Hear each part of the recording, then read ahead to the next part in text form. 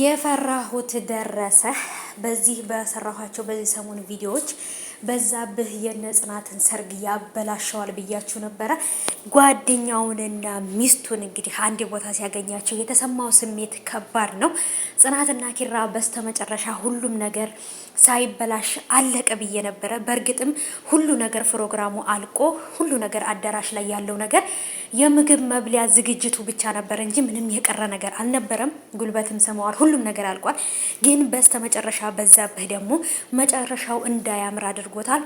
ቅዱሴ ይሞታል ወይንስ ደግሞ አይሞትም? እውነት ቅዱሴ ከሞተ ሰርጉ ወደ ሀዘን ነው የሚቀየረው። ሰርጋቸውን ወደ ሀዘን ቀይረውባቸዋል። በሽጉጥ ተመቷል።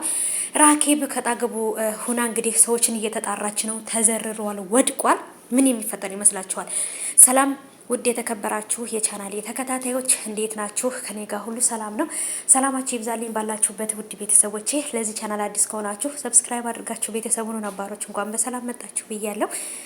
ተወዳጁ የጽናት ድራማ እንግዲህ ወደ መጠናቀቂያው እየደረሰ ነበር ብያችኋለሁኝ። እንግዲህ ዛሬም ጽናትና ኪራ ስለተጋቡ ሙሉ ለሙሉ በቃ ያለቀ መስሎ የነበረ ግን ደግሞ በዛብህ አዲስ ነገር ፈጥሯል። ሁሉ ነገር አልቋል። ቤቱም ውስጥ የነበረው ነገር ሙሽራውንም ሙሽራው ይዞ ወጥቷል። ፎቶ ፕሮግራም ከአባቷም ጋር በቃ በጣም ብዙ ነገሮች ተፈጽመው አልቀዋል።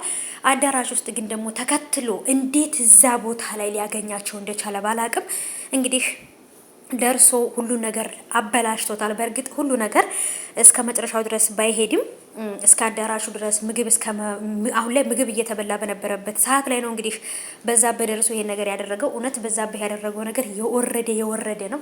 ምንም ነገር እንኳን ስሜታዊ ቢሆን በዚህ ሰዓት ላይ ደስታቸው ሊያጨነግፍባቸው ወይም ደግሞ ደስታቸውን ወደ ሀዘን ሊቀይርባቸው መሞከር አልነበረበትም።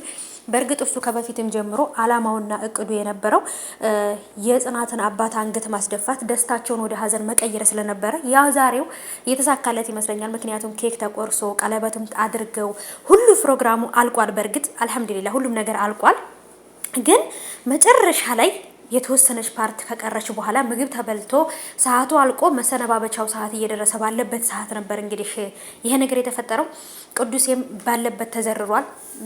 ታዳሚዎቹ ሳያውቁ ቅዱሴን ሰዎች ይዘውት ወደ ሆስፒታል ይሄዳሉ ወይንስ ደግሞ ጽናትና ኪራ ይሄን ነገር ሰምተው ነገሩ ሁሉ ይደበላለቃል? አላቅም።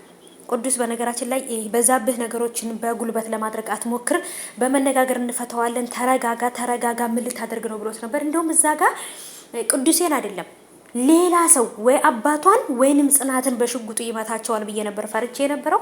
ግን ደግሞ ይሄን ነገር አላደረገም። ማን ነው በዛብህን ወደዚህ አዳራሽ ቦታ ያመጣው?